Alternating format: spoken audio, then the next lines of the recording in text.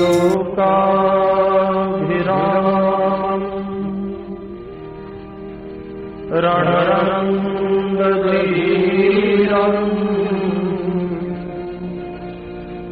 राजीवनेत्रम् रघुवंशनाथम्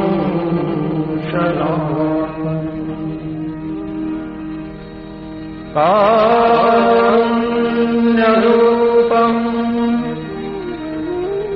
करुणाकरन्तम्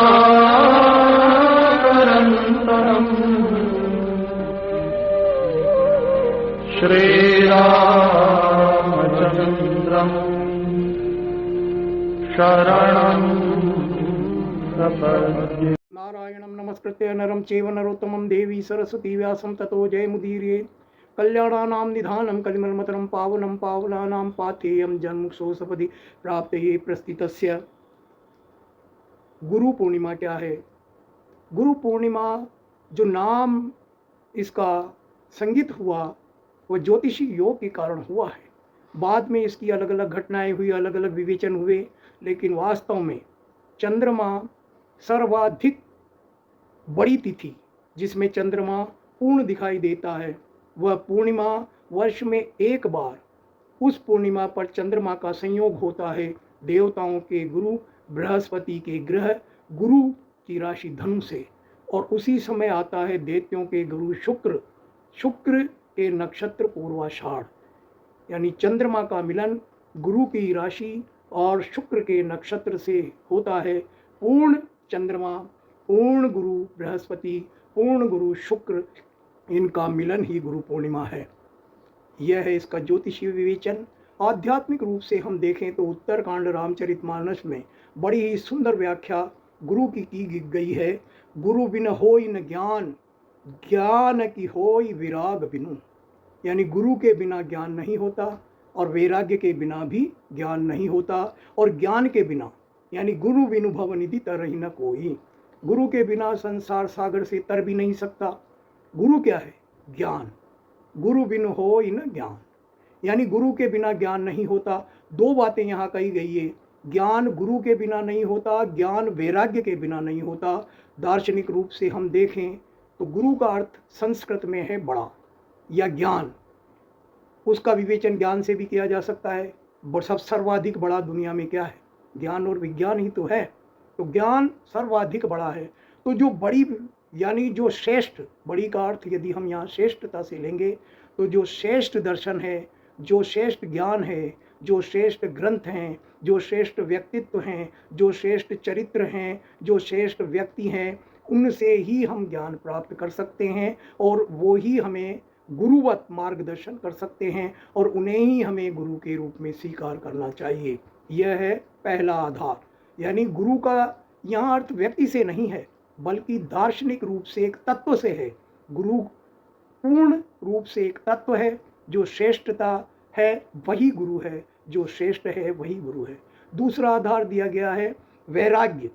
ज्ञान की होई विराग बिनु। वैराग्य मोह मत्सर माया मद राग, इनसे दूर होना ही वैराग्य है। और ज्ञान हमें तभी प्राप्त हो सकता है, या वास्तविक ज्ञान वही है कि हम राग से दूर रहें, राग की भाव को समझें, राग से अहित को समझें, राग में फंसने को समझें। ये जितनी राग की चीज़ें हैं, मोह माया मद मत्सर और भी बहुत चीज़ें जिनका विवेचन शास्त्रों में किया गया है, इनसे मुक्त हो जाना ही वास्तव में ज्ञान है। और इनसे मुक्त भी व्यक्ति जब भी हो सकता है जब उसे गुरु मिले, यानी श्रेष्ठ ग्रंथ का मार्गदर्शन मिले, श्रेष्ठ चरित्र का आधार मिले, श्रेष्ठ व्यक्तित्व की रोशनी मिले, या श्रेष्ठ सूक्तियों को वह जीवन में अपनाए, या ईश्वर की ऐसी कृपा हो कि हम श्रेष्ठता की ओर बढ़ें। ये गुरु पूर्णिमा पर गुरु तत्व की वास्तविक विवेचना है। आगे गुरु शब्द का दूसरा अर्थ है, पहला अर्थ है बड़ा ज्ञान, दूसरा अर्थ है अंधकार से प्रकाश की ओर। गुरु यानी अंधकार से प्रकाश की ओर। अंधकार क्या है? जीवन में वास्तविक रूप से यही तो अंधकार है कि हम उन वस्तुओं में फंसे हुए हैं, या उन वस्तुओं से प्रेम करते हैं, या उन वस्तुओं को सुख समझते हैं, या उन वस्तुओं को आधार समझते हैं जो नाशवान है, जो हमें द्वंद्व की ओर ले जा रही है। राग, द्वेष, छल, कपट, मद, मत्सर, इनमें हम फंसे हुए हैं, इनमें हम जीवन लगा दिया है। कथाएं सुनते हैं, पुराण पढ़ते हैं, ग्रंथ सुनते हैं, आचार्यों के उद्बोधन सुनते हैं, लेकिन हमारा राग, द्वेष, मोह, मद, मत्सर, छल, कपट ये कम कहाँ होता है। शमशान ज्ञान की तरह उस समय हम सोचते हैं वाकई ये गलत है, और गुरु की या श्रेष्ठ व्यक्तित्व की या श्रेष्ठ चरित्र की हाँ में हाँ भी भरते हैं, लेकिन वो शमशान ज्ञान के समान है। शमशान से आते ही जैसे व्यक्ति वापस छल कपट में लग जाता है, इसी तरह हम श्रेष्ठ ग्रंथ को पढ़ने के बाद, श्रेष्ठ चरित्र को पढ़ने के बाद, श्रेष्ठ व्यक्तित्व को देखने के बाद पुनः वहीं पहुंच जाते हैं जिसका नाम अंधकार है। उस अंधकार से दूर होना ही गुरुता है। यह पूरी तरह से देखा जाए तो तीनों का भाव यही है। जो तीन बातें कही है, गुरु बिन होई न ज्ञान, ज्ञान की होई विराग बिनु, और आगे कहा है गावई वेद पुराण, फिर कहा है गुरु बिनु भवनिधि तरहि न कोई। भवनिधि संसार सागर, या यूं कहे कि संसार एक अंधा कूप, अंधकार पूर्ण कूप, सागर नहीं कह के उसे एक अंधकार पूर्ण कूप यदि हम कहा जाए तो भी हम उससे दूर जब भी हो सकते हैं जब हमें श्रेष्ठता का मार्गदर्शन मिले।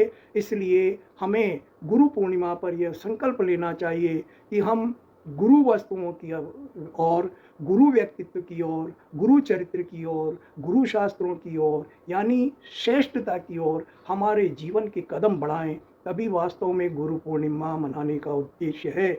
और जो गुरु बने हैं, जो लोग अपने आप को गुरु कहते हैं या गुरु समझते हैं, या लोग जिन्हें गुरु कहते हैं, उनसे भी मेरा निवेदन है कि जीवन में केवल गुरु बनने से काम नहीं चलेगा, गुरुता अपनाएं। यदि उन्हें लोग गुरु मानते हैं तो वे अपने व्यक्तित्व को गुरु तुल्य रखें, श्रेष्ठ रखें। और जो शिष्य हैं या जो शिष्य बनना चाहते हैं, या जिन्हें कहा जाता है कि गुरु के बिना व्यक्ति निगुरा है, आवश्यक नहीं कि किसी व्यक्ति को गुरु बनाया जाए। किसी व्यक्तित्व को भी गुरु बनाया जा सकता है, किसी चरित्र को भी गुरु बनाया जा सकता है, शास्त्रों को भी गुरु बनाया जा सकता है, अच्छी सूक्तियों, अच्छे कथानकों को भी गुरु बनाया जा सकता है, प्रकृति में अच्छी अच्छी चीज़ों को भी गुरु बनाया जा सकता है। जैसे दत्तात्रेय ने 24 गुरु बनाए थे। तो उनसे भी मेरा निवेदन है कि लोग कहते हैं निगुरा मत रहो, गुरु बनाओ, तो गुरु बनाओ, श्रेष्ठ को बनाओ, महान को बनाओ, ज्ञानवान को बनाओ। और ज्ञानता, श्रेष्ठता, महानता, उज्ज्वलता, प्रकाश का परख होना आवश्यक है। परख कर ही आगे बढ़ें, उन्हें ही गुरु बनाएं जिन्हें पहले परखें या जिन्हें परखा गया हो। हम विभिन्न घटनाओं से, विभिन्न चरित्रों से, विभिन्न प्रेरणाओं से, विभिन्न प्रेरक प्रसंगों से, प्रेरक शास्त्रों से यह संतुष्ट हो जाए कि यह वस्तु वाकई में अंधकार से दूर ले जाने वाली है, गुरुता वाली है। तो गुरुता का अर्थ ज्ञान है, अंधकार से दूर होना है, महानता है।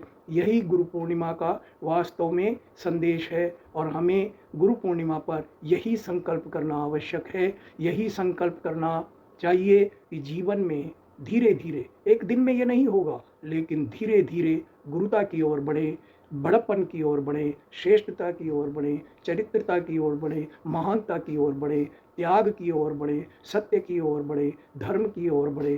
धर्म के जो आधार है सत्य, अहिंसा, ब्रह्मचर्य, अस्तेय, अपरिग्रह, इनको धीरे धीरे अपनाना आरंभ करें। गुरु पूर्णिमा पर इन्हीं शब्दों के साथ आपसे आग्रह करते हुए गुरु पूर्णिमा की शुभकामनाएं प्रदान करता हूँ। जय श्री राम।